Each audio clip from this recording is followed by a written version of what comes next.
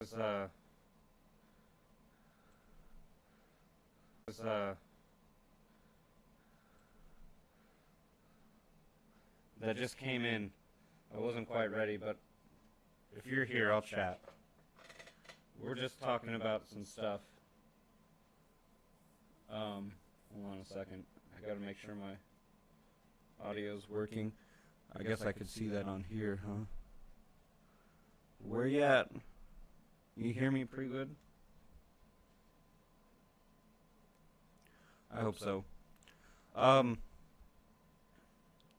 don't really feel like gaming today, and I don't really feel like doing a lot of music stuff, so I figured,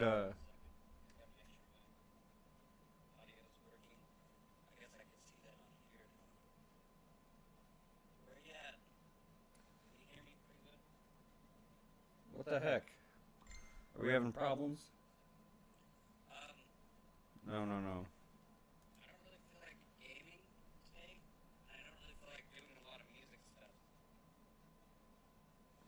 Why is it so choppy? Stream disconnected. A minute ago?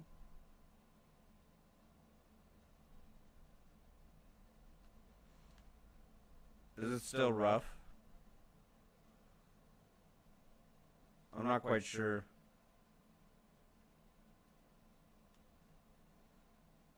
It does sound funny, huh?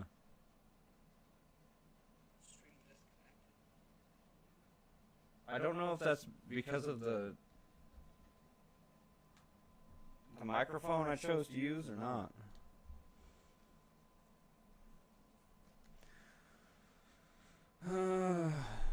Oh, I really wish it didn't. I wonder if it's like I have an unplugged cord in. And also I have stuff going on.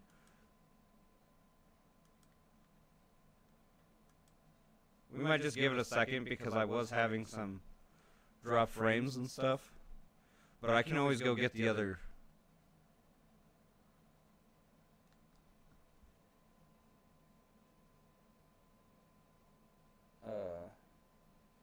I could try the other microphone out. Is it still weird?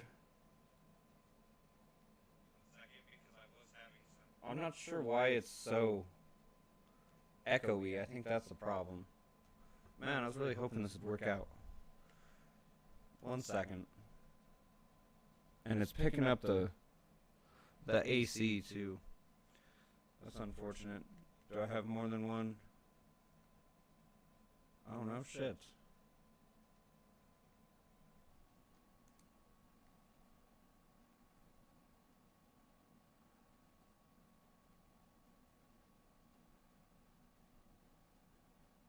Okay. Apparently I had two. And I keep closing my fucking phone to see if it's worth it.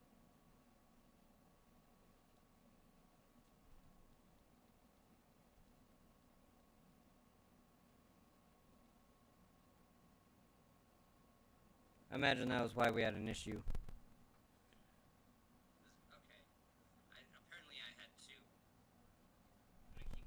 That sounds better, doesn't it?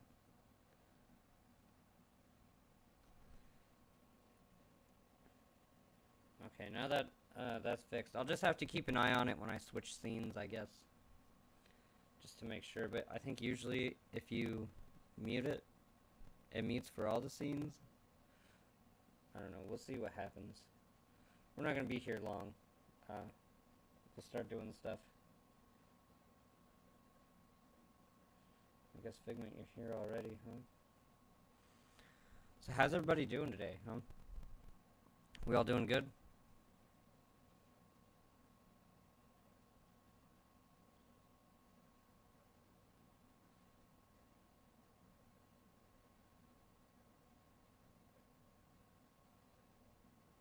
I'm not sure. Is there like an app for like stream managing? I would like to have like both chats up while I do stuff, just in case I get somebody from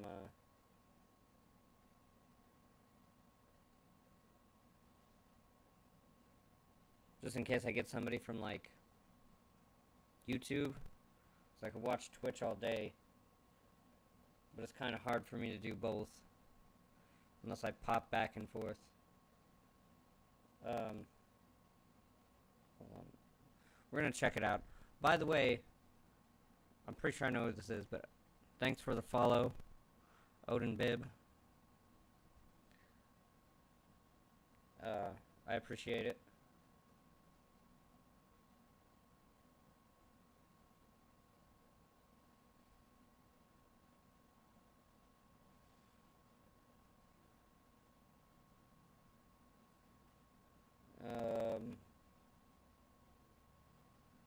Okay, so I just want to have. We'll just say fuck it. Okay. Let's go. Oh, goddamn. Drop frames. I think that's to be expected. I'm not like right next to my stuff, and I'm not direct in. So if we have some dropped frames, I apologize. But as far as I could tell, I fixed the issue with the microphone, so it should be better. Let's go.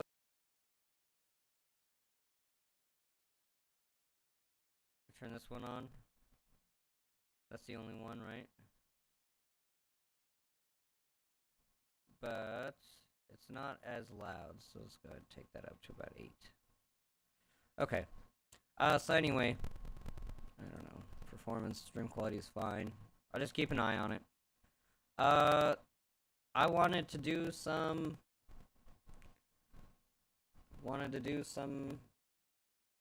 lore discussion.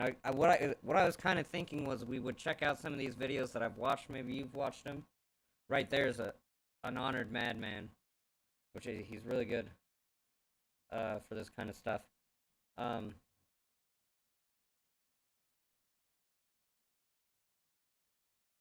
we'll just we'll get shit popping here. Perfect. Okay. So, what I was thinking was going to, like, in here, there's some that I've watched. Lots of shorts. We watched some Charlie yesterday. Okay, so this shit's actually a ways back.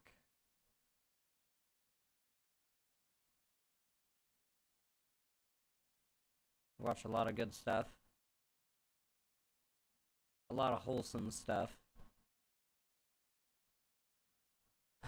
Boy. Okay.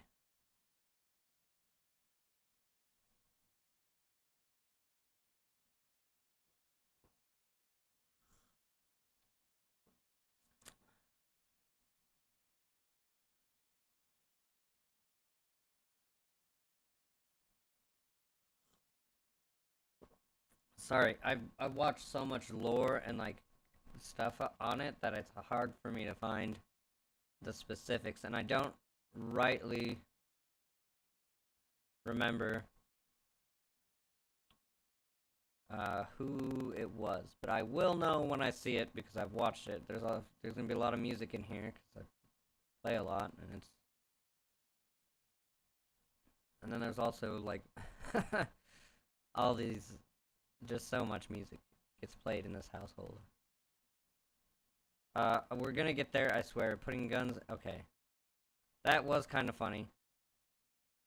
That was fun. Just the two of us backing track, yeah. I don't remember watching this. But okay. I watch my own shit. Black Knives, yeah. That was a good video. Honestly, Honored Madman makes some really good stuff. You know? Like, it's not bad. I would check out some of his stuff. I'm trying to remember which one was the most interesting. I mean, they're all interesting. I think that he's pretty thorough and has some pretty interesting theories. So if you're into that kind of stuff, I'd say check him out. We might just watch his Glintstone Crown one if I can't find the ones I'm looking for. Basically, the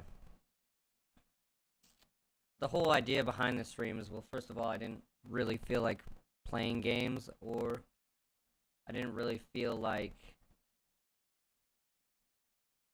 or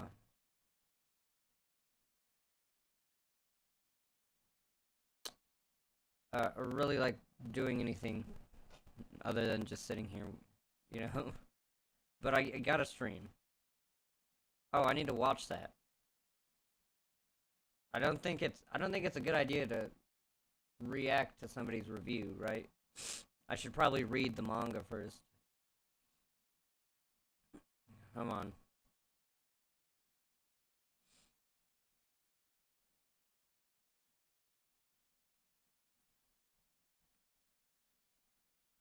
We might just have to watch some Honored Man. It's a lot easier to find stuff from the homepage, I guess, instead of scrolling down. I don't even know how long ago I watched that was. I should have. Did I ever put it in my watch later? I'm scared to go over there and lose my place. Lots of music. I'm not sure why they have to.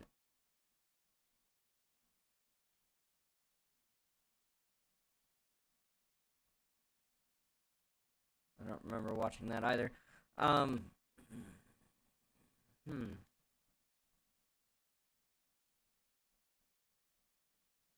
Watched a couple.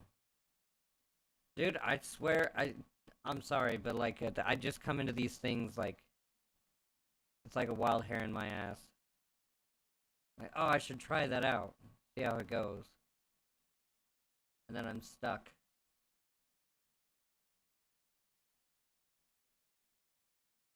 I am kind of interested in that. I'm surprised I didn't finish it. Can I move you to watch later? Nice. Maybe we'll check out that build. It's only 9 minutes. We could check it out. I imagine it looks like they're just showing who Craze Gaming. Okay. I don't really care, I guess, but have you seen this man?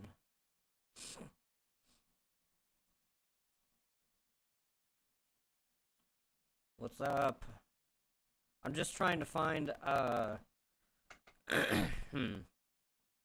these lore videos.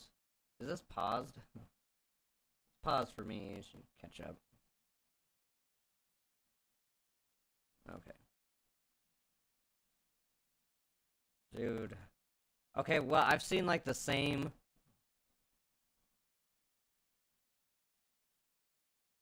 I've seen like the same like music video thumbnails like 3 or 4 times now, so we're just gonna fucking look it up. I'm sure I'll find it better this way. Oh, I should. Okay, there's one. There's me right there. Look at that. I would. Is it Angel of the Past? I've watched it. 56 minutes, that's the one.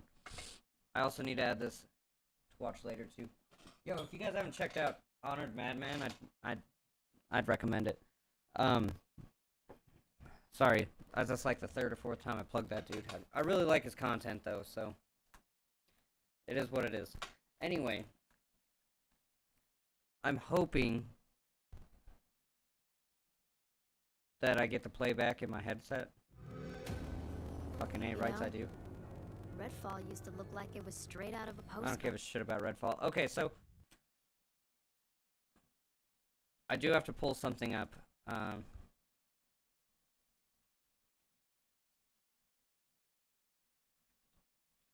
I just want to make sure that the way I understand, before we get too far into this,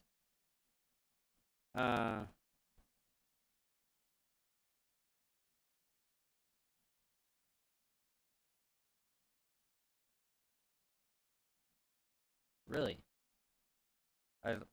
Was it overhyped? Let's read this article real quick. And then we'll see. Because the way I understood it is that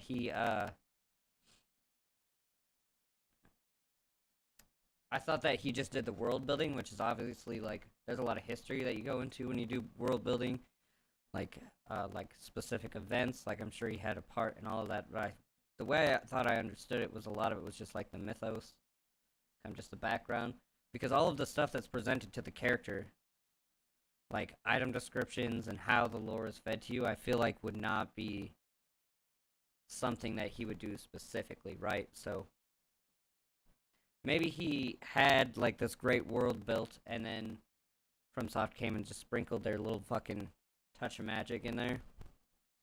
But okay, so let's just make sure.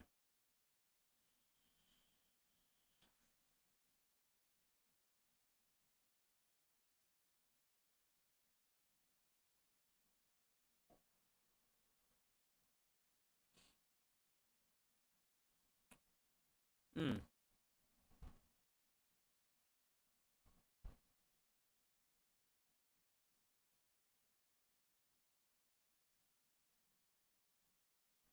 Okay, since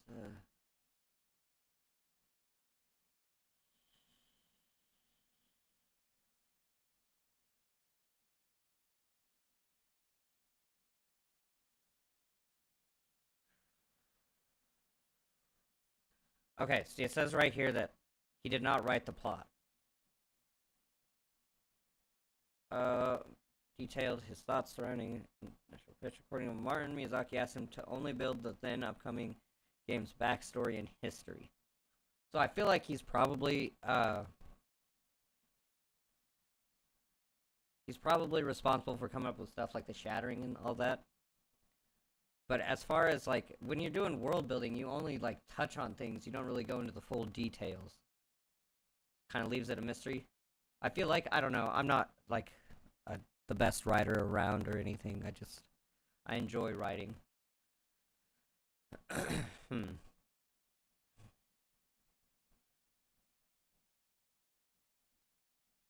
So you worked on the fictional history. So I would assume this goes from everywhere from like talking about the mythos and the outer gods and all that stuff, and kind of condensing it into this world building thing that they use to write out the plot, fill in the gaps.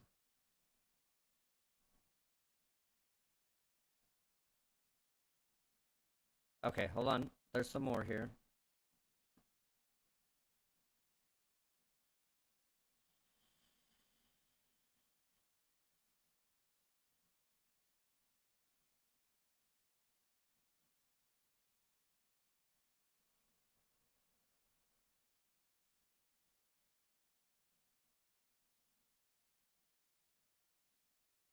So he created the characters too. So maybe he had enough of an influence on it. But it also says that they kind of took a different direction once they got that information. So the reason why I'm looking at this is because there were a couple of lore videos that I came across that kind of rely heavily on the aspect that this is a world created by George R. R. Martin, and so that there's some weird stuff going on, which I don't put that past From Software to put some weird shit in their games anyway. But I think that using that as a since it's let me see.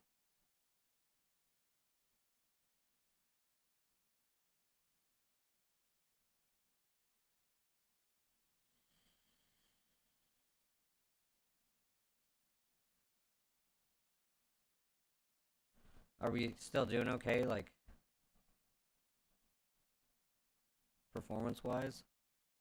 Yeah, we're still doing all right. It's because we're not doing any crazy shit. We're not trying to run a bunch of shit on the PC. Just using the internet. But it's nice to have that up, I guess. Okay.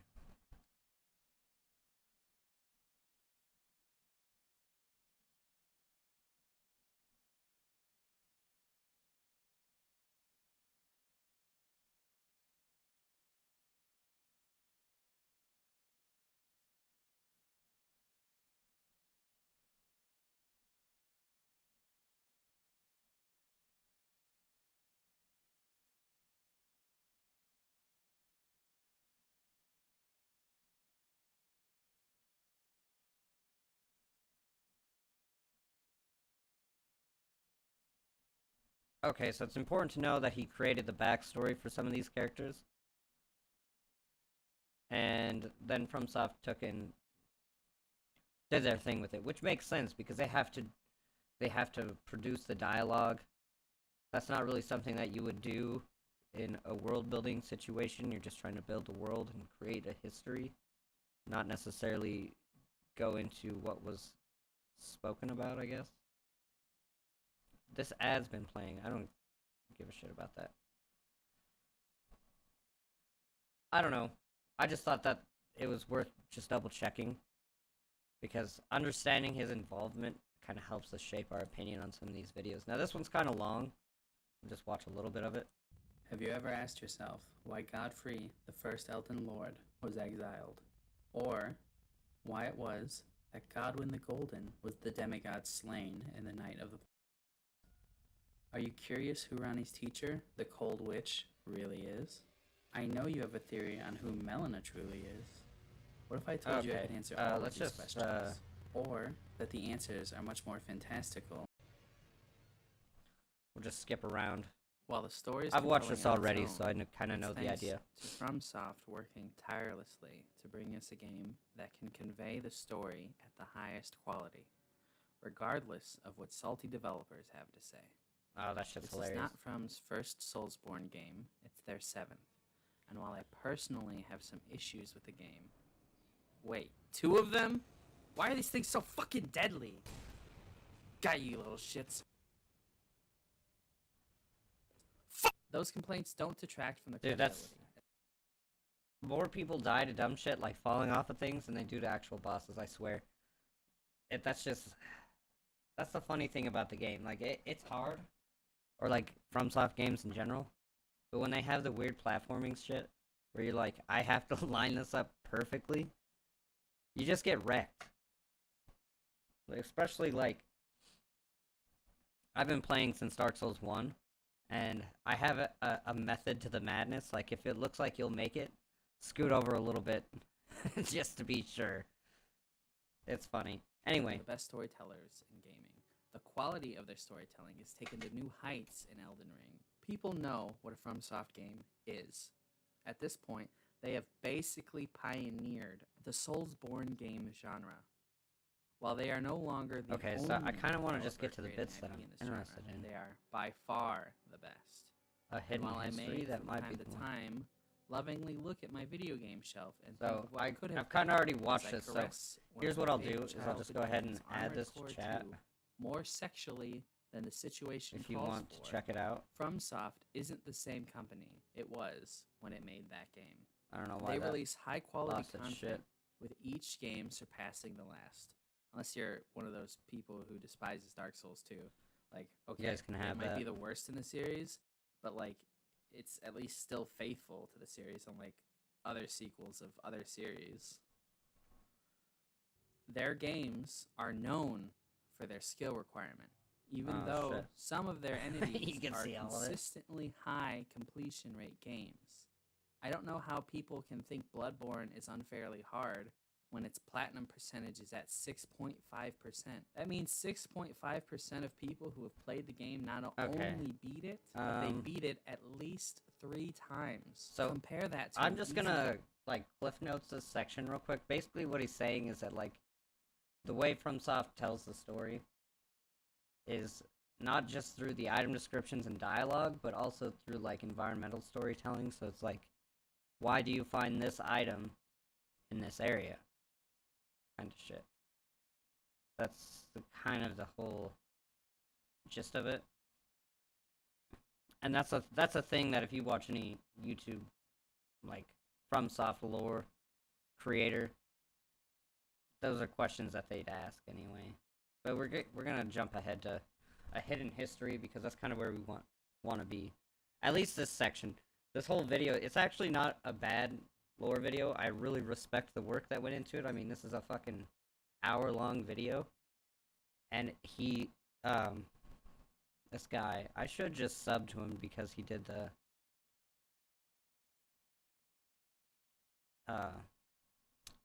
he asks good questions. He's got some pretty decent theories, but the main thing is like, he wanted to like do this before he watched any other lore videos, so that his ideas wouldn't be swayed one way or another. I kind of appreciate that. There's no way I could have sat around and waited to make a lore video if I was into it. Like, first of all, you have to read a lot of item descriptions. And then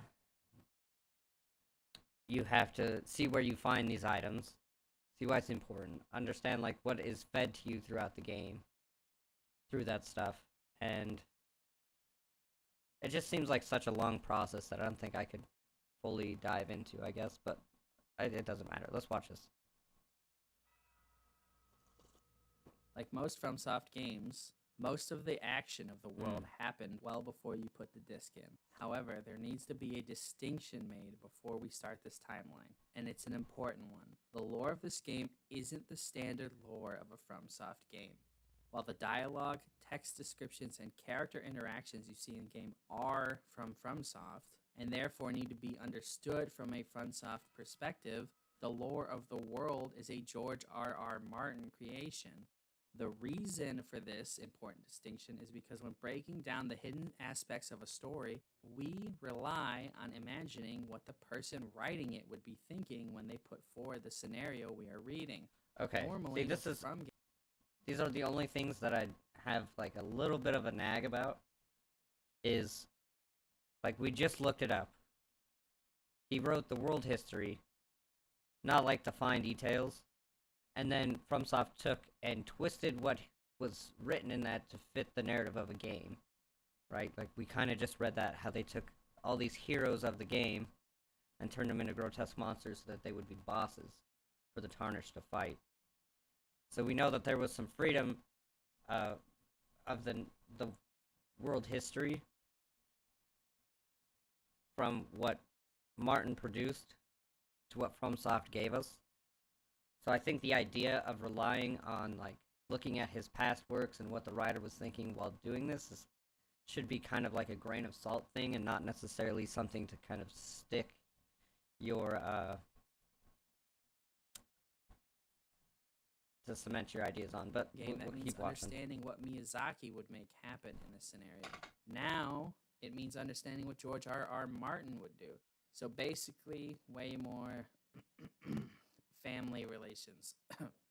When you start the game, you're thrown in the middle of nowhere. I could see how this would fit in. I don't think FromSoft's too far is that you're supposed to get the Elden Ring. But what from doing is stuff the like Elden that? Ring? But why do you need to get it? Why are you here? Well, before all that, we should start at the beginning. More aptly, before the beginning. Before time itself. Dragons ruled over the lands in between. You had the Borealis dragons taking dominion in the north, the mother of dragons, Grail, located in the south, and the true first Elden Lord, Dragon Lord Placidus, ruled over all from his throne in Farum Azula. While their powers seemed eternal, what I kind of want to get to, I don't want to skip too much because I don't want to miss the important dialogue. With the help of the one or not important dialogue. Ransacked, like, he says some stuff that I kind of do. Borealis dragons. After they secured the north, check out the largest of their this is where they lost a majority of their forces, the ones who could safely cross the ocean. This is all pretty basic stuff. Pass stuff. by Farum Azula on their way to Grail, and this is where the war ended. Throughout Caelid, you can see where the largest of the giants died, their skulls littering the land. With this, the North went from a oh no, did I hit stronghold the to button a on prison, accident? when they were cursed to be the bearers of the one-eyed god's lands between.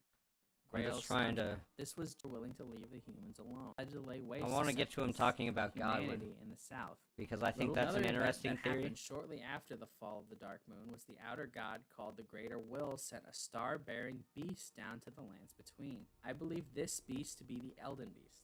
Little is known about the actions of this beast, but several things happen in some order during you just chunk so hard with that weapon. Marika receives the Elden Beast's power in the form of the Elden Ring. She contains it inside of her and becomes the goddess. Bloodhound's Fang is just phenomenal. And becomes a symbol of for how early you get it, and for it to be able to carry you to the end game like that is center of the continent, unreal. To the east in a maelstrom of wind. I do not know if it was Marika. Okay, we're looking for something specific. There when it was displaced. The beast placed, however, while the war was at the peak of their power. for the displacement of Farum Azula, but I could be wrong. With this, we are now moving from the age before time to the Golden Order's Golden Age. During this time is when America rose to power. This is the shit we want to see. Several key events happened during this time. The first is that America took on Godfrey to be her consort, proclaiming him the first Elden Lord. Those of you who are actually paying attention will likely realize that Godfrey is not the first Elden Lord. Ouch. And the true first Elden Lord, Dragon Lord Wesley, ruled over all. Now, there are two potential reasons for this. One is the Dragon Lord exists outside of time, so is he really the first if he's not technically in the timeline? But I think the actual answer is the first glimpse into the darkness of the goddess Marika. I believe Marika cared more about her power than any before, and while yes, technically the Dragon Lord was the first Elden Lord, she was the one true goddess, so her Elden Lord was the first true Elden Lord.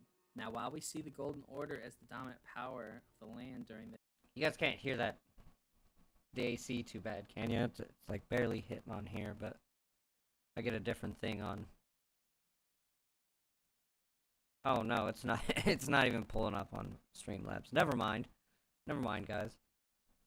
Events of the game. I just want to get us to Godwin dying because I think that's an interesting. The Golden Order's most deadly foes, the Fire Giants, but they had the one-eyed fought and because this killed is during just the all series. like basic shit. Morgott and Mog were considered omens, horned individuals who are said to be cursed and bringers of bad omens. Marika despised these two, and Morgott spent his life working for the Golden Order, rocked. even though no one in the Golden Order He had got any lucky. love for him. It's around this time that the sorcerers of... You know, that part of the game I just don't even fuck with. Like, if I really want to do Vare's quest, I will not go up to the Church of Inhibition. I know you get, like, you fight Vike, and I think you get his spear. And you can find some madness-related stuff up there, and that's where you get the blood of the maiden. And I believe there's a sacred tear up there, if I'm not mistaken. Which that alone is worth going up there for, but dealing with the madness... The frenzied flame on the fucking tower. Just say fuck it. Just say fuck it. Anyway, I want to get to Godwin.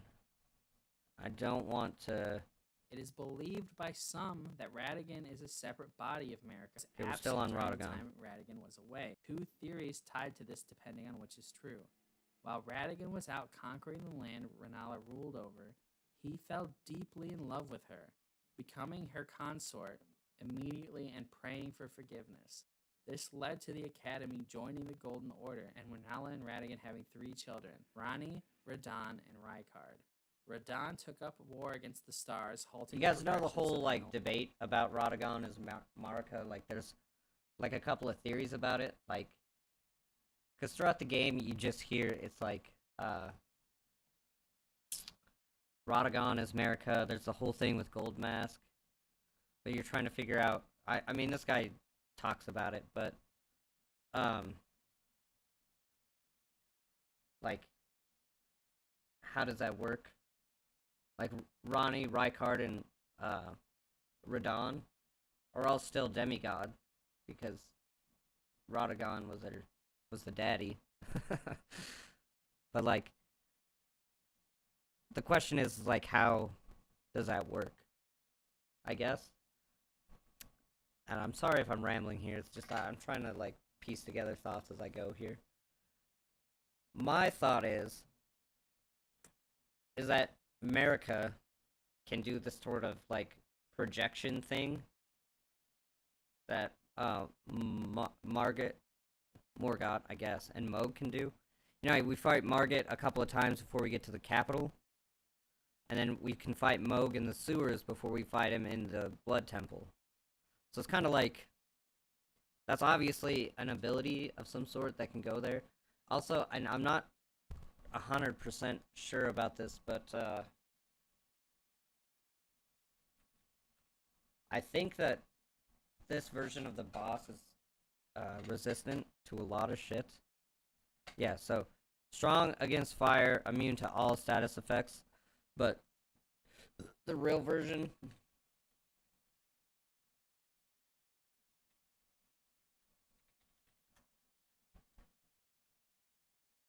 is actually weak to blood loss, despite being the Lord of Blood.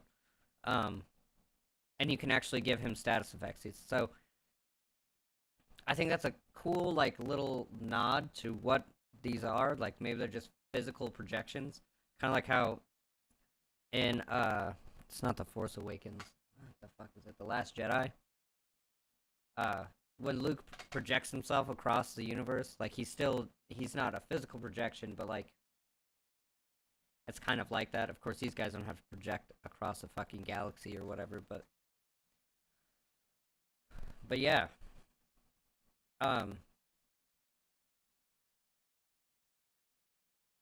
Of course, that begs the question of whether Margit actually can be. I don't. I think you can get stuff early on for using Scarlet Rot, but I don't know if like the early Margit stuff has similar properties. Let's just check it out real quick.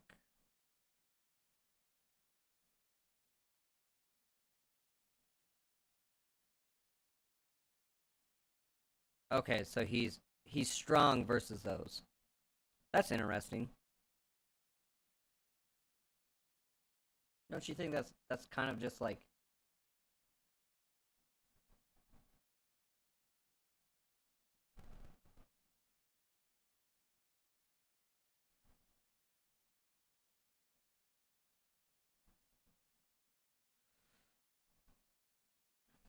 look at this.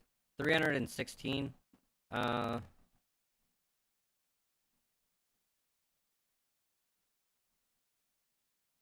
so just to proc blood, which I guess would probably be the easiest early thing to have.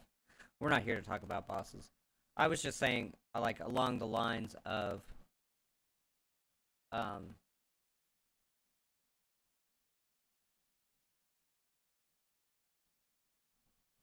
okay, it's the same thing. We look at Morgott, he has different things, so it seems as like their projection has certain resistances because it's not their actual body. That's the point I'm trying to make. So they're only strong to holy and sleep. They're not like weak to anything else. And if we look at it, actually the hemorrhage I think might be lower. 316 is it still 3? Oh, it's higher actually.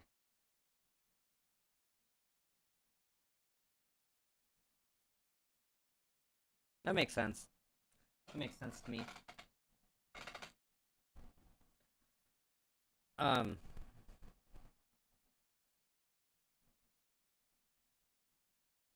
So I guess the whole point of going through that is like maybe Radagon.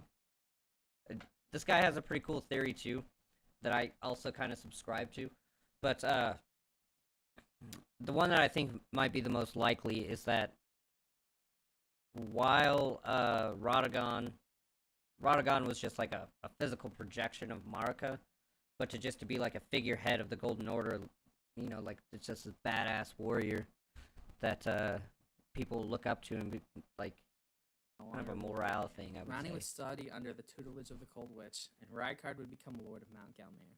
What happens next is extremely important, and when I start proposing information that is spectacular in nature. Godfrey was banished from the lands between, becoming the first Tarnished. The reason why is unclear, but I have two theories for this. Oh, here we First go. theory is that Mog was born in Omen, and Marika, disgusted by this, banished her Elden Lord. This plays into the arrogance and self-love of Queen Marika, and it also ties in best with the story as is in Elden Ring. Is Moog But I believe older there than is another reason Morgott? for his banishment, and I don't think you're ready for it. Yeah, This this is the where I one. said that understanding the author of the story matters. While little things like this can happen in Miyazaki's story, family fracturings have deep meaning in George R.R. Martin's works. I believe Godfrey discovered that Mog and Morgott weren't Marika and his children, although they were his blood. I believe they were Marika and Godwyn's children. This plays into what I had spoken about earlier. I think Godfrey discovered that Marika had been conceiving children with their son, and he was banished because of it. Godwyn could act as Marika during her absence as Radagon, which will be very important later, so note that I believe Godwyn can take the form of Marika. But once Godfrey was sent away, she would be needed more than ever, so she came back immediately. This marks the start of our next phase in the timeline, the downfall of the Golden Order. Radigan is back in the capital. Okay, so the whole I stopped a little late, but so Godwin and Marika giving birth to cursed children because they're like, first of all, their blood, like that I word family relations that he was talking about. I kind of dig that theory. I'm not gonna lie. I think it makes sense because there's no real other explanation as to why when Godfrey and Marika's first child is Godwin, who's just like the golden child basically, to going to having two cursed children.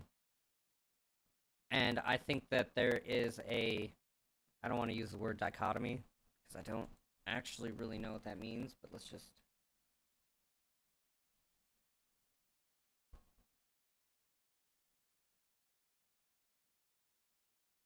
no, it's not that. This is basically you could draw a line of similarities between Moog and Morgott, which I believe are twins. It would make sense for them to be twins because Mikola and Melania are twins, right? Ah, shit. Okay, so let's just see. There's probably like a little bit of lore trivia here. See, this is why I haven't done it, because I have to just go make sure I understand things, and it would just take way too long.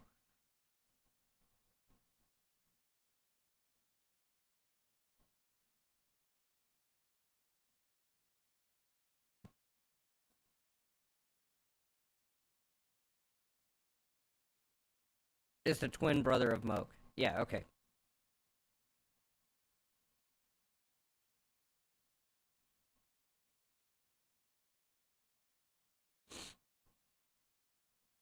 It's crazy. There's speculation in this note here that says he turns to gold dust during Godfrey's introduction, likely symbolizing that he has returned to the Erd Tree, which I think which is interesting.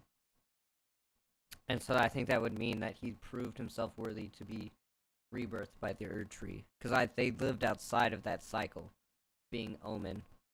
But it's still. It still doesn't, dude, I can't tell you how much I fucking love Margit and Morgott. I know they're the same, but, like, from a design perspective, Margit is probably one of the best early game bosses. He's one of the hardest, for sure. I'm not gonna put that down. But if you're trying to do, like, an all-remembrance run, you have to get to Godric. You have to get through Margit. I want to call them the same name. They are the same person. You know what I mean.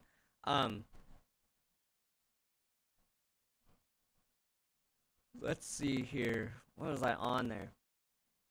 Just the way that his fight is. Like, the weird swing timings, like the fucking... You don't want to retreat because he'll just smack your ass out of it. Like, he's really trying to reinforce that you want to be an aggressor in this game and not kind of, like, the way I play is I'll go in and get some hits and I'll run out and kind of, like, watch for the opening. And you want to be up on people.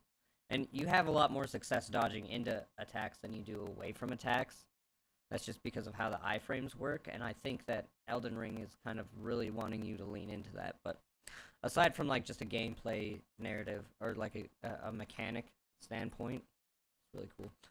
Is Elden Lord, and he and Marika. I should say though, the whole point is that it seems like I fucking get on tangents so often, dude. Especially when I don't have anything like written down. The whole idea for me is that there is a connection between Morgott and Moog, Melania and Mikola. For a number of reasons. First of all, they're both twins, which makes me, like, if we were to get, like, scientific about it, and I don't know shit about science, it makes me think that, like, this twin gene is something that is part of Marika. She's had two sets of twins. And if we follow the theory that Godwyn is the father of Morgott and Moog, then it leads some credence to the fact that, like, her, her basically banging herself to have Mikola and Melania, and then seeing that they have, like, similar defects, they're not as cursed as the Omen, because the Omen weren't even considered Empyreans. Also, there's the naming convention. If you notice that, so there's Godwyn, who's the son of Godfrey. Moog and Morgott both have the M, and that's kind of shares with Mikola and Melania, which makes you kind of wonder, right? Maybe Moog and Morgott aren't actually Godfrey's children. But it's possible that she could got the slip. Maybe she pulled the whole Radagon cover over, or maybe it was Godwyn, whatever. And that's why she has fucked up kids. Like Morgott and Moog. But not as physically jacked up as Melania or Mikola. They have their own respective curses, and they're kind of rough to deal with, I'm sure, but, like, being born looking like that and in prison for a long time's gotta suck. I just think there's some similarities there, like, especially with the naming convention. Like, you look at all of Renala and Radagon's children, they all start with R's. And you could say that's because of Renala, but also Radagon starts with an R too, so it's just, the naming convention seems to match with who the important parent is, I would say. And so in the case of Godwyn, it's obviously Godfrey's child. He was like the golden child, he's like almost perfect, I guess. We don't know a lot. That's kind of the way it's set up to be. Moog and Morgott are kind of weird. They should have definitely had the naming convention of G's if they were Godfrey's children. And then you have the triple R, the R stack of Rykard, Radon, and Ronnie, all Radagon's kids, and then Mikola and Melania are both Marika's. The whole thing there is, it's just like, they're obviously doing a play on, like, with the naming convention, with having it start with the right letter, and so I think it's kind of silly to overlook that, and I think it gives a little bit of credence to what this guy's saying about Godwyn being the actual parent of Morgott and Moog. So you wouldn't, if you were naming it after your consort, or using that naming convention, then why would they be M's and not G's? Probably because we don't need another Guinevere or Gwendolyn, but whatever, we have a Godwyn and a Mogwyn, I guess. Mikola and Fucking weird. Melania. While neither of them are born as Omen, they are both cursed all the same. Mikola was cursed to be forever young, and Melania was cursed to be the god of rot. I want to point out that if my theory about Marika and Radagon being one body is true, it's likely that these twins are not the product of Marika and Radagon, nor are they the product of Marika and Godfrey, else they would be omens. I believe they are the children of the female version of Godwyn and Radagon. That's what I don't While they agree weren't with. born Like, as- why would Godwyn come out fine, but Moog and Morgott don't? That's kind of where I'm drawing the line here. I don't know. I think that you could draw some similarities, but to say that these two are also Godwyn's kids, I don't know. And then it's hard to piece together. But that main thing was, I want to get to Night of the Black Knives, but I don't want to sit here and watch this whole video again. I think I've talked about a lot of the things I want to talk about. I agree with some of this stuff. I think you guys should come check out this video if you're interested in it. It's doing pretty well for a lore video that's almost an hour long. I mean, that's just how it goes. There was another one that I started to watch. It's a little bit shorter. We could probably get through it, but I'd have to find it. Oh, right. But there's another thing that I wanted to talk about. We can come back to the George R.R. Martin thing in a little bit, but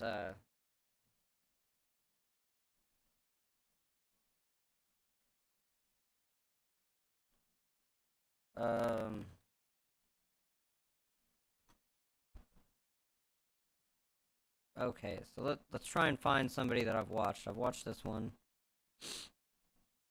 Bandit Games. I think I've watched that.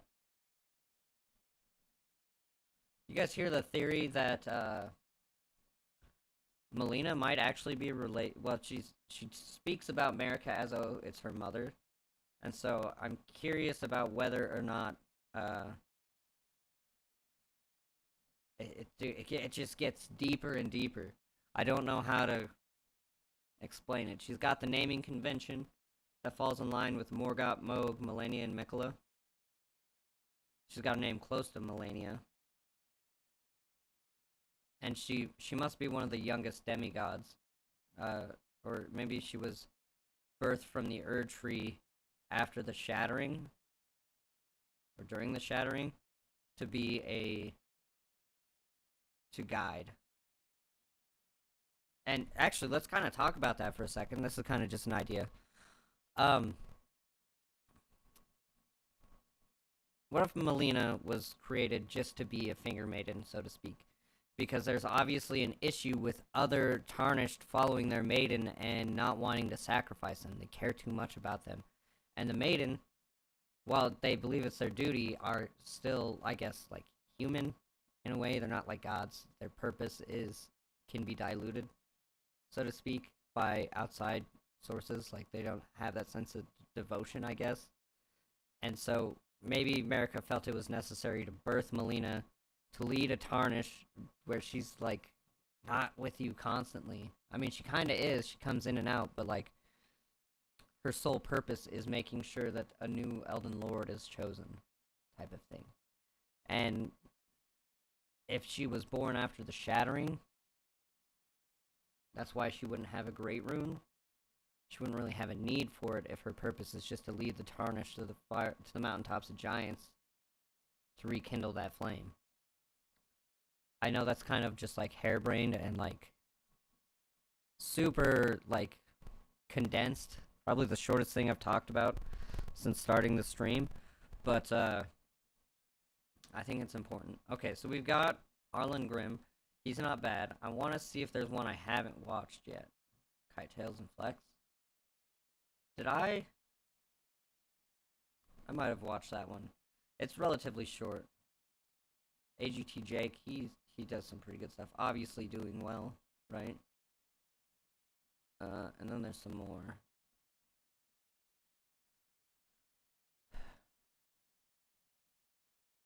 Okay, so here's the thing. The reason why I'm looking up Melania stuff. Philae says hi. Well, tell Philae I said hi too. How's it going? Is everybody doing great?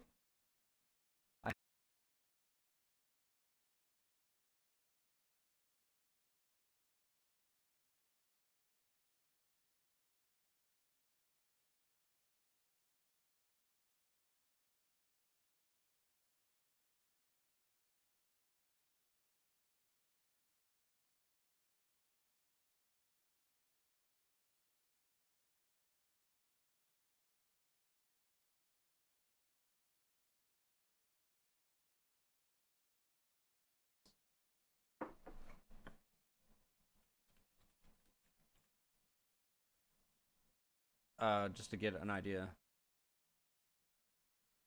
So, for a long time, me and my pals were, well, not me and my pals, mostly just me. I was just kind of on the side of she's bloomed 3 times, or when we fight her, it's her third bloom.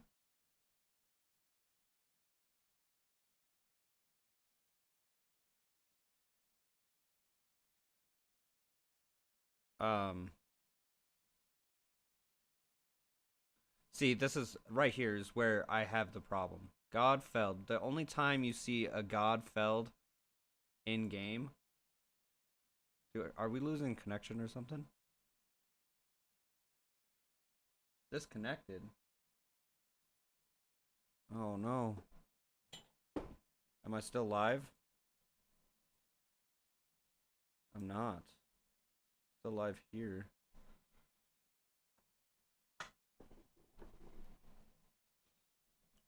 Do we reconnect? a few seconds ago. I'm still live. I've got 4 viewers. I can't see my internet from here, so I can't tell if we just had like a bump in the road or what.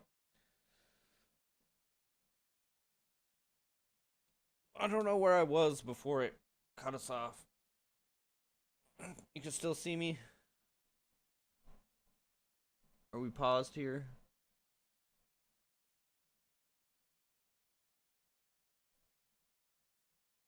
Oh, I guess not. It says I'm live here. We're not having any more issues.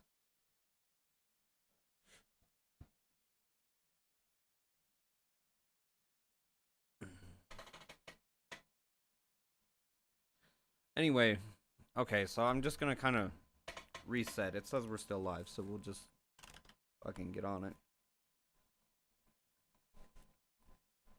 Sorry about that. I don't know what happened. This is the longest I've sat over here and streamed, I think. Usually when I play guitar... Oh my god. What's happening here? Okay.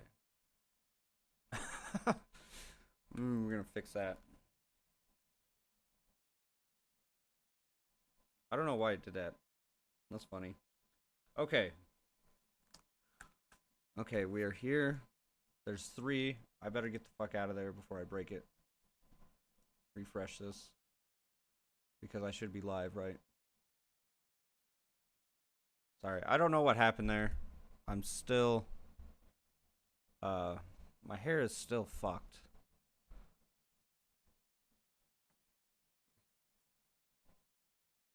Dude, I brushed it and everything. Every time I put the fucking headphones on, I've got an image to maintain, you know what I mean? My bad. Okay, Jesus Christ, where were we? Okay. So you guys should let me know what you think about Melania and how many times you think she bloomed. If you play, it's fine if you're just checking it out right now. I'm not trying. So they're seeing it's actually a really close vote. Only off by about 14, and that's only 78 people have came to this, despite it does it not tell me how many upvotes it's got? 4. Okay, so anyway, and these are old. These are before the patch. They actually fixed the patch in the last one of the last patches. They actually made it to where it says demigod felled. Now, the only issue I have about this ascend to godhood is that you can be a demigod and not be technically a god. It's kind of like the same situation with Hercules, how he became the god of strength, but he's not a full-blooded god. So, what my issue with this is there's only one time we fight a god where we get this title after we beat it. And that's the Elden Beast. It's not Radagon, it's the Elden Beast. Radagon is the first phase of that fight. We fight the Elden Beast, we get a remembrance for the Elden Beast. We might be able to make a weapon out of that remembrance, but it's not a Radagon remembrance, it's the Elden Beast. I think it's just really important to make that distinction, because she would not be an outer god. She would not be something that is not of this world that is coming and like making changes. Maybe the actual rock god was an outer god, but it got sealed away. This is not this I don't think actually really proves anything in terms of actual concrete evidence to prove that she's not technically a god. And here's why. If you go to Caelid, you'll find a couple of different types of enemies. They're called the denizens of rot. They're these like guys that shoot poison like spells at you. And then there's the kindred of rot, which are those guys that shoot the pest threads. They, if I'm not mistaken, actually worship the rock god or the rock goddess, and I think that that's speaking in relation to Melania. So let's look up a kindred of rot.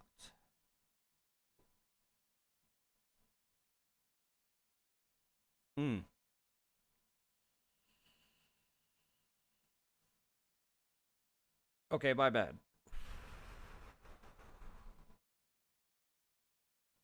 That's a field boss. Seathwater Cave. I want to get to... I don't really care. No. Okay, so maybe we shouldn't have looked up Kindred of Rot. They worship the rot itself, so when you have a demigod that is seething with rot, it would make you would think that they would probably worship them.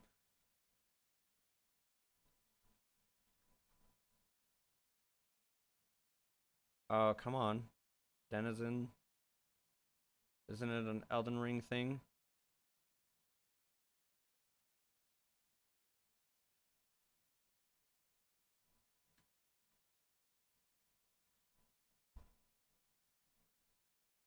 Pretty sure. Are they not called denizens? There's kindred. Maybe it's... We'll find it. We'll find it. Because if it's here, then we should be close. Maybe they're not denizens.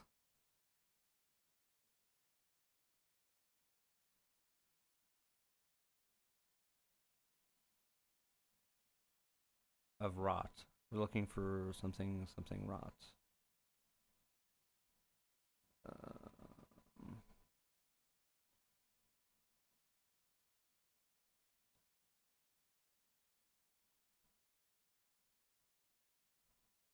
Street of something sages.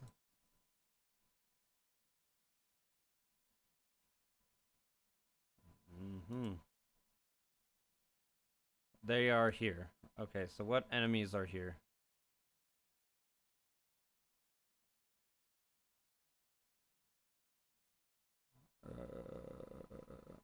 Servant. Servant. That's what we need to look up.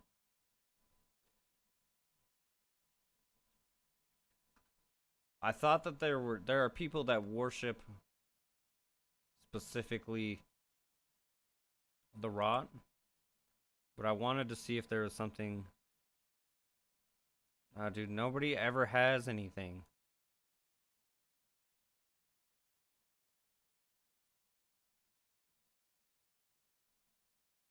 And there's just no information about them.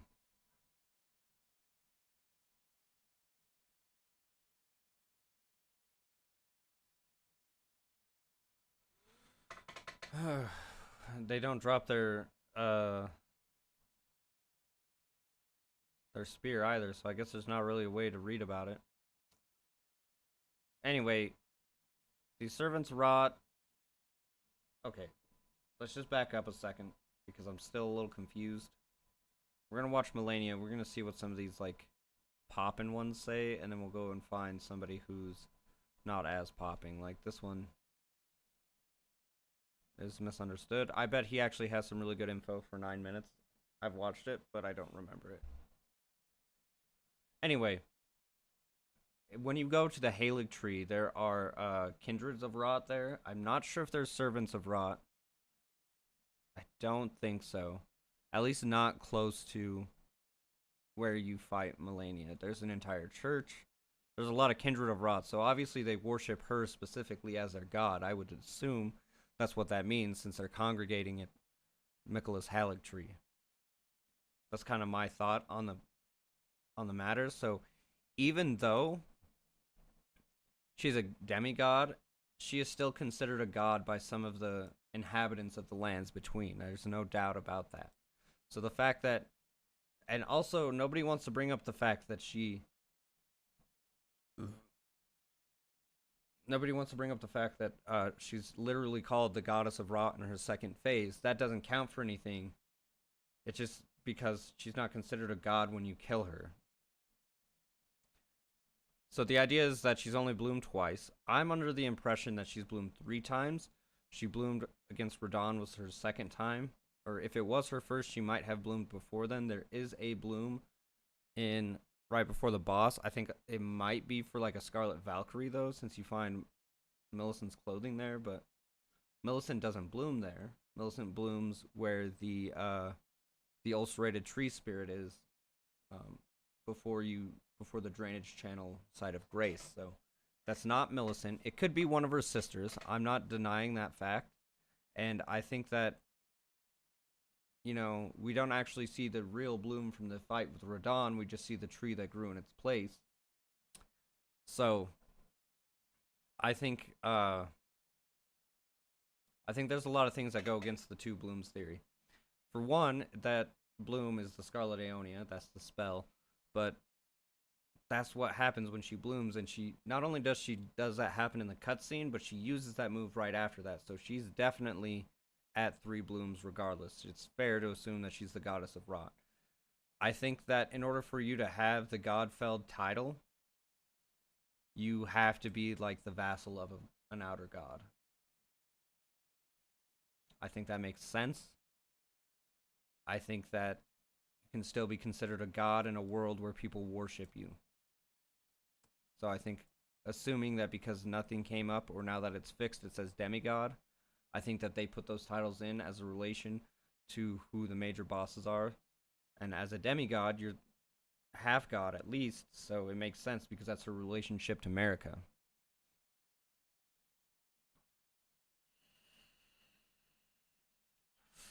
There's also the fact that she does bloom after the fight as well, which leads me to believe that she is not a character that we actually kill. I think that we beat her and take her Great Rune, but we don't actually kill her. I think that there are some things that this game does where it kind of leads you to believe that you're not actually killing some of these bosses, like Malekith. You just defeat him and claim Destined Death, but he's also Geraint, and he's still in Dragon Barrow. So, I think, same with Margit, or Morgott, he's still alive after you beat him the second time, at least until Godfrey shows up.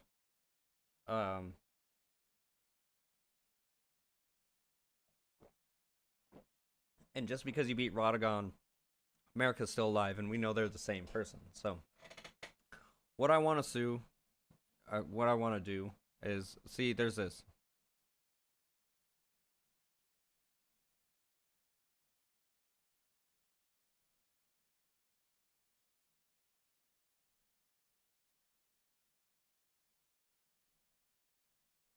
Yeah, see, this is what I was just talking about. Yeah, you can assume that that first bloom in the room before Melania's is actually one of Millicent's sisters. It's not Millicent herself. I've seen some people on the Facebook group claiming that. Let's go ahead and watch. Should we watch AGT Jake? Is it Agent Jake? Is that why should I just call him that? There are 7 chapters in a 9-minute video. Let's just watch it and we'll see what he says.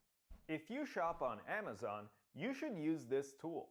It's a browser extension that Miquella and Melania are both children of a single god, the offspring of Queen Marika and Radagon, who we all know now are the same being. And as such, they are both Empyreans, but suffered afflictions from birth. One was cursed with eternal childhood, Miquella, and the other harbored a rot within, Melania. Miquella we know very little about, and we'll have to wait potentially on more DLC to learn more about him. But what I...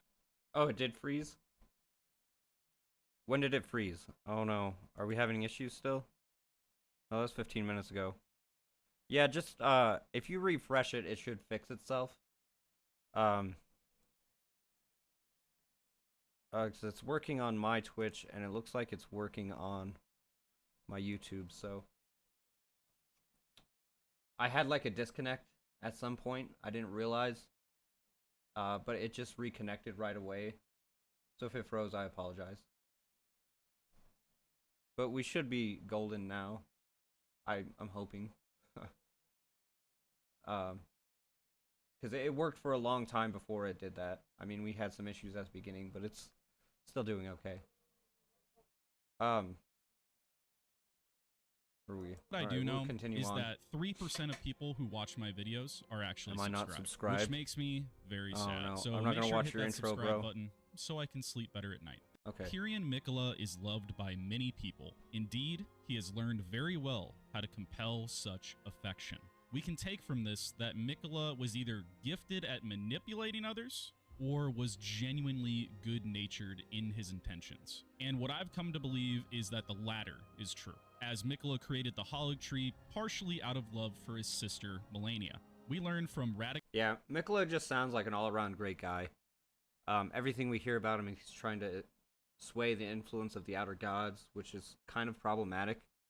I mean, the effect it had on America herself is evidence of the fact that they're really just using, like, the god, like, America and her children as pawns in their game, and I can understand why being a child of said god would make you kind of want to be like, nah, dude, I'm not really into that. That's why Ronnie did what she did, right? She doesn't want to be controlled by this thing that's not even present.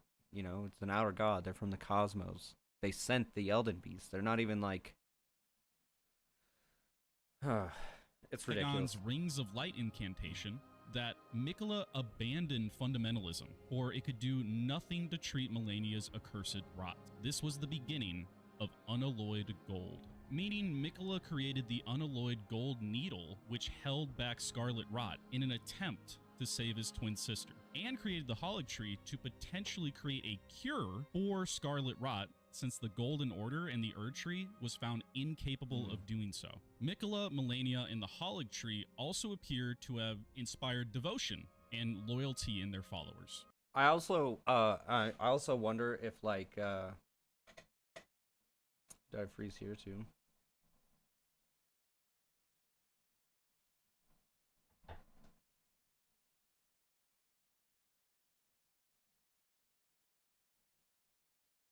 Can I refresh? Can I just, like, close this and... Sorry, it's acting weird on my phone. It's acting fine everywhere else.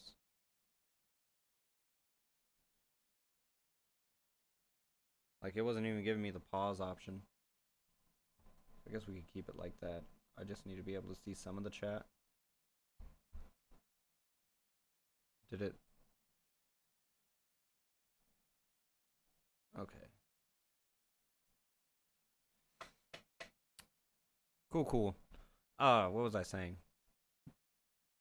I wonder if it just wasn't... It had to have not been a priority. I feel like the priority for America was just to be, like... to hold up the Golden Order. To keep things going as it were. Not to worry about these, like... It just seems like there's a huge disregard for her children. Like, she obviously really liked Godwyn. Godwyn was fine. She imprisoned her first set of twins. Then, like... knocked up Renala 3 times. Had those kids. They turned out to be a real bunch. I mean, Radagon's obviously the coolest. Didn't even like his father, which means that he really did not like Marika, I guess. He was more interested in Godfrey. We gather this mostly from item descriptions like the Holog Tree, Crest Great Shield, and Helm, who have vowed to serve Mikola's Holog Tree. We can learn from the Clean Rot Helm that these knights were celebrated for their undefeated campaign in the Shattering. The Clean Rot Knights vowed to fight alongside Melania despite the inevitable, if gradual, putrefaction of their flesh. We can also learn from Loretta's mastery spell that the Holog Tree was used as a place of refuge for the Albinaurics. Sorcery used by Loretta, Knight of the Holog Tree, developed by Loretta after her long, bloody journey to seek out a place where the Albinaurics could live in peace. Loretta, once a royal Carian knight, went on a journey in search of a haven for the Albinaurics and determined that the Holog Tree was their best chance of eventual salvation. I wanted to include this information of Loretta because it tells us that she gave up her service to the Carian royalty and devoted herself fully to the Holog Tree, further telling us that the Holog Tree and the twins stood for something that...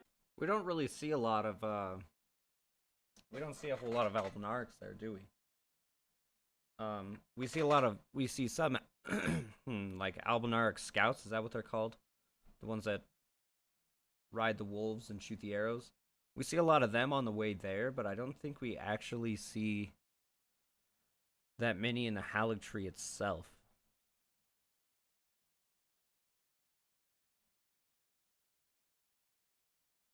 Which is curious. Don't you think? Do we see a whole lot of Albinarchs there? There's not like a special place they are. I don't remember seeing them. I mean, I've only been through there 4 times, but... Of course, this is after the shattering, so things are kind of falling apart. I'm sure that, especially with the shit that Gideon pulls, like trying to get the medallion and basically killing all these Albinarchs, that Loretta probably shouldn't have just left. She probably just should have taken them with her. But I could see how that's problematic. An issue thing. Anyway.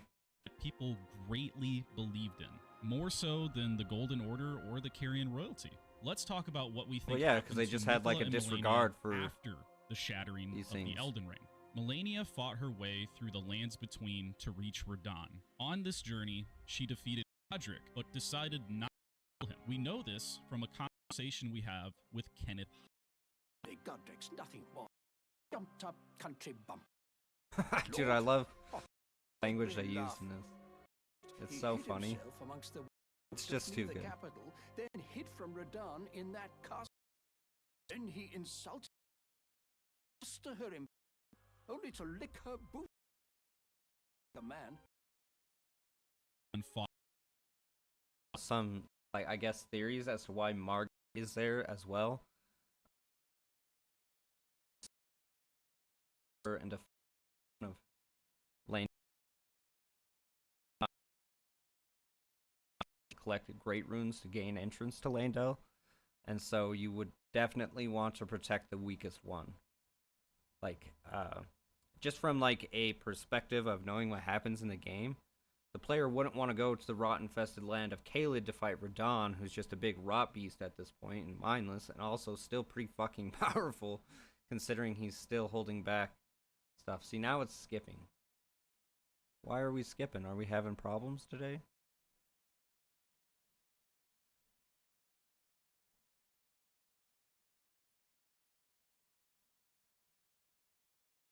Super weird, huh? That one's skipping. Is it skipping on here? It's really just skipping on my phone, it looks like. Oh, caught up, though. Oh, man. The bit rate is god-awful, though. That's not good. Unstable? I don't understand. Are we having internet problems? Give me 1 second. It's not fine.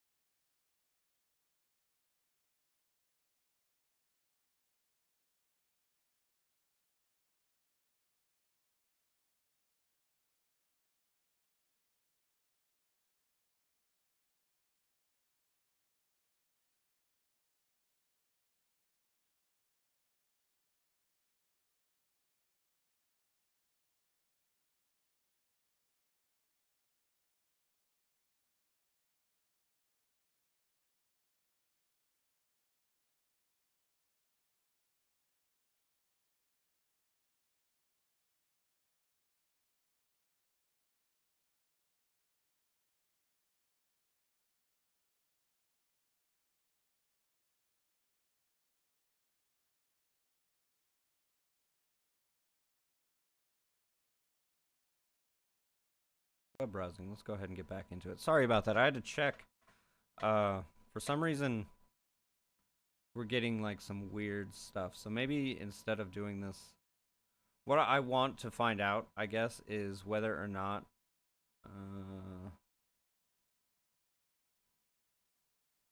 Zal Melania's winged helm. We could just look up these item descriptions real quick.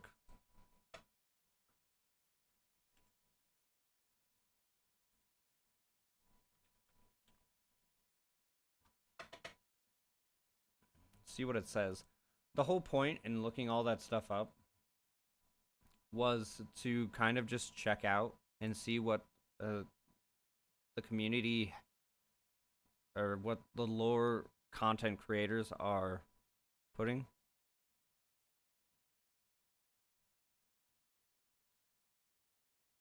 Okay. I wonder if I just look up Melania, we can find some decent information. I don't think I found... I think I looked this up once before. I was trying to find some information about her.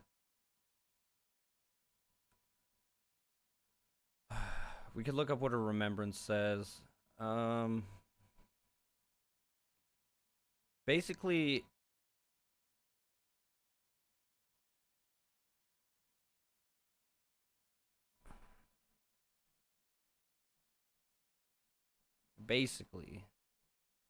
yeah, I guess to kick her ass. I'm stuck on her on two two of the builds that I'm working on right now, so expect that to be.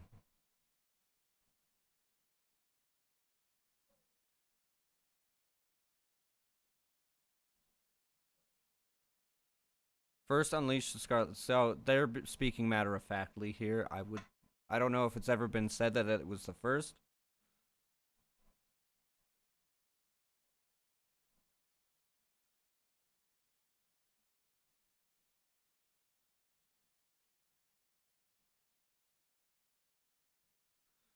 I don't think it's ever been stated in game that that was the first. Here's what I think happened, alright? This is the whole point of looking this stuff up, was to talk about Melania and talk about some of the lore things that I kind of have a problem with right now as far as the community is concerned. Nothing is set in stone.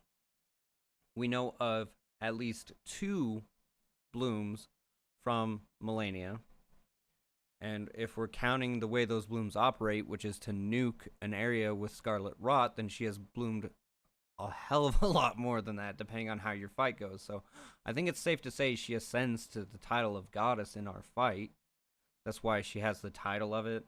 That's why she can do the Scarlet Aeonia as often as she wants without the drawbacks of, like, passing out. It's kind of like unlocking a new skill, like a new, like, power level. Like, if we were in Dragon Ball Z, this would be like the boss's final form before Goku uses Ultra Instinct 72 or whatever the fuck he's on. I don't think they call it that. They have special names now. I know how it works. I'm caught up on Dragon Ball Super. Don't you worry. We still having bad bit rate. Bit rate's fine, actually. I don't know what the deal was there. So I think that it's...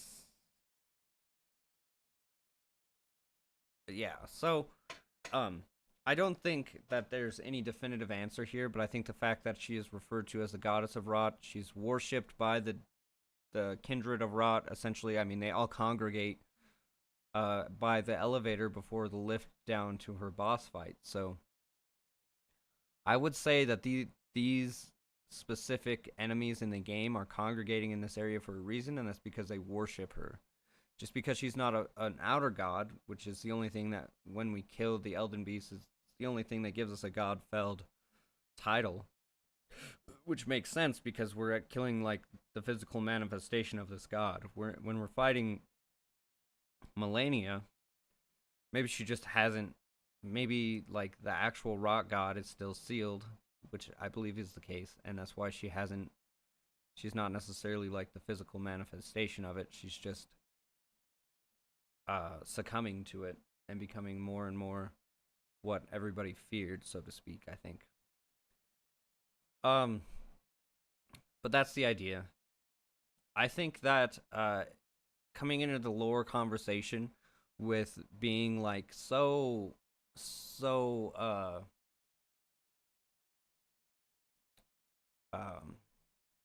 absolute in your opinion is not necessarily a good idea. If Scarlet Aeonia says that she will turn into the God Goddess, the Rock Goddess, after her 3rd bloom, and then she blooms for her before the 2nd phase of the fight, and is referred as the Goddess of Rot, then I would say that that's the 3rd bloom. And even if you don't think that's the third bloom, she uses that attack multiple times in the fight. And so it just stands to reason that even if that wasn't, she's still doing 3-4 blooms in this fight. I think that she could be considered the goddess of rot.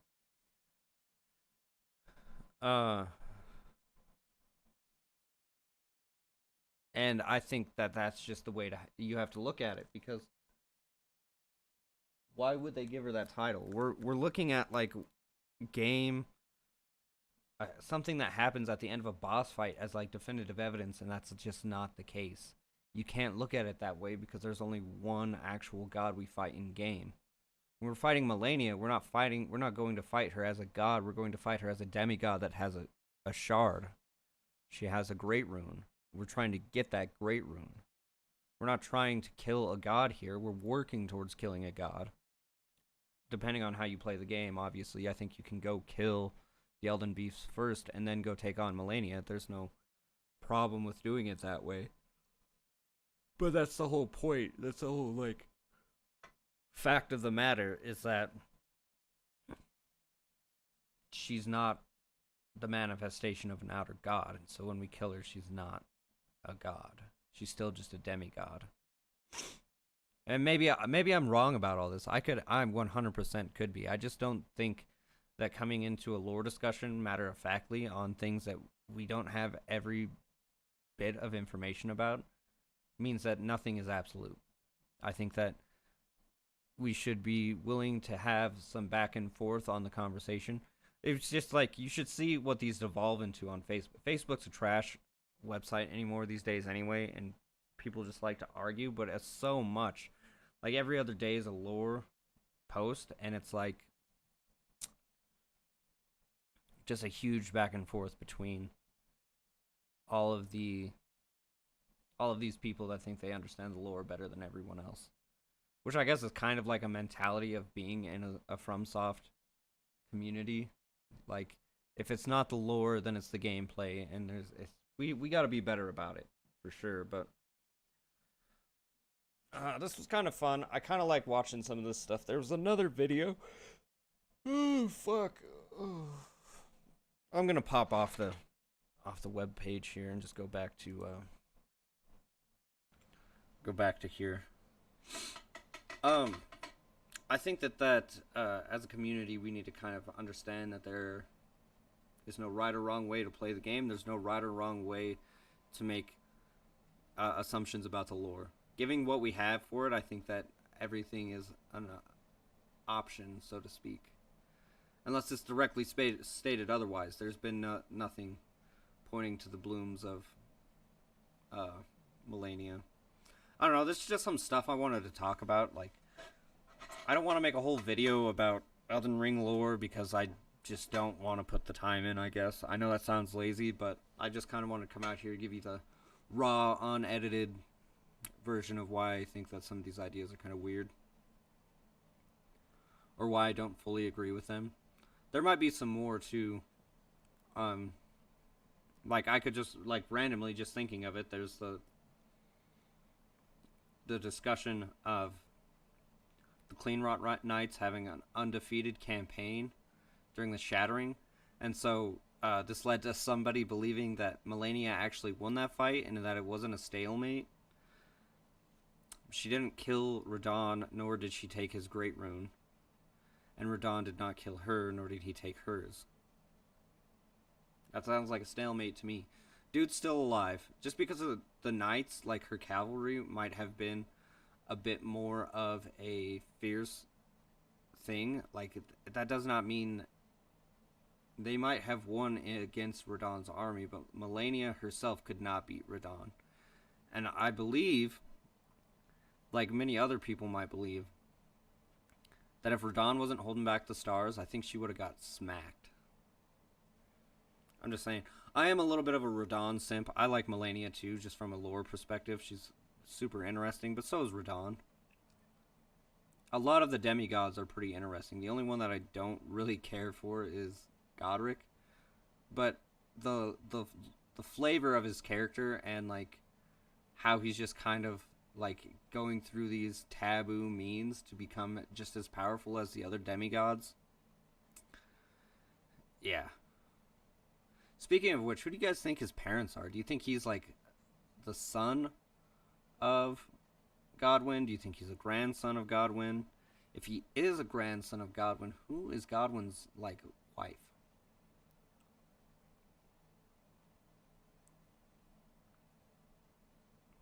It's a curious question, right?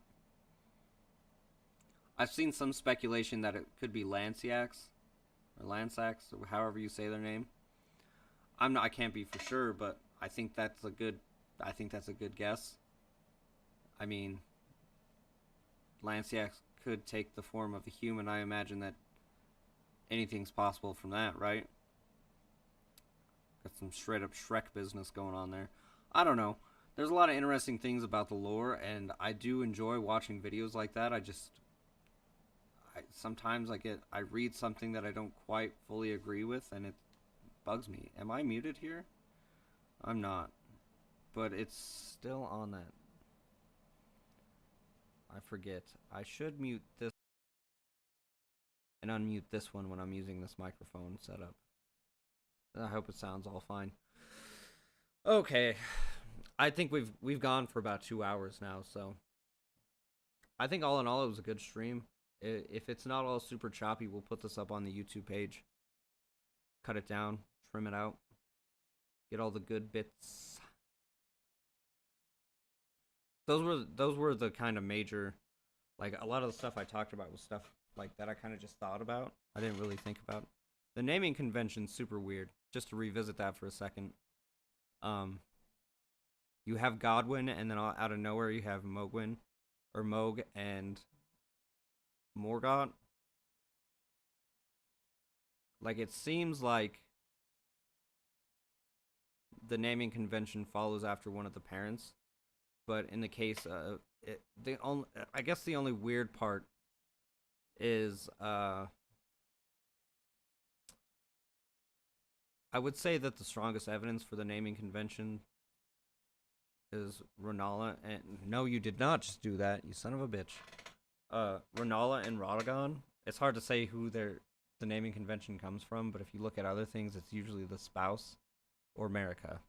I don't know, because Mikula and Melania are both Marika. They both have the M. There's no R's involved there, so maybe it's not the spouse. I don't understand the naming convention. I just think that it's interesting that, like, generally the siblings all have the same starting letter, except for Godwyn, Moog, and Morgott. They're all supposed to be Godfrey's children, so like it makes you question whether or not, dude, that shit pisses me off. I just seen it over here and that's delayed, so I looked at it again. But it is a popular spot for those fuckers. It's frustrating is what it is. Anyway, I've got to stop. I've done enough. I've got some stuff I gotta go take care of. And then I probably should post some shit on YouTube. I've been so bad. Just haven't felt it, you know? It sucks because I was getting like some views and stuff.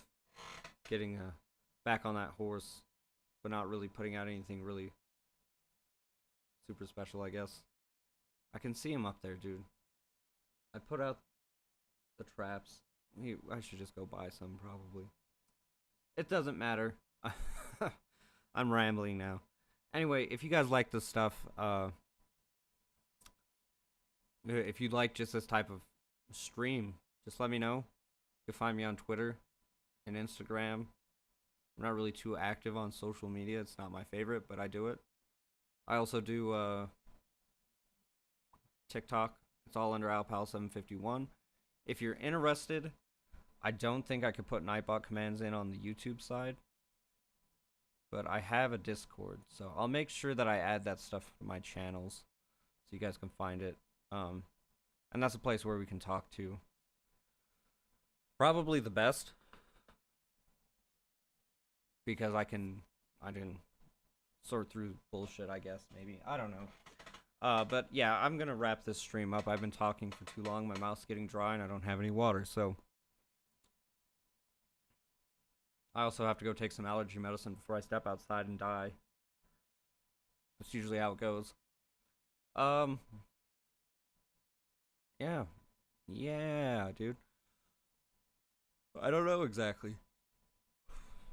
If you guys have any like interesting lore stuff, you should shout me out at some point because I do like to hear about interesting theories, and I've seen quite a few good ones. I wish I had actually saved some posts and like cut them up, put them up somewhere, so you know I'm not like ousting somebody, but like you know we could have that conversation. Make it be cool. Anyway, I'm gonna get out of here. I hope you guys have a fantastic Monday. I actually have the day off, so I'm pretty stoked. But yeah, you know, I'm gonna get out of here. Yeah, maybe put some work in on some shit. Go do some other stuff. I don't know. I gotta figure my life out. So, you guys have a great day. Thanks for stopping in if you stopped in. And yeah, be kind, be safe, spread the love.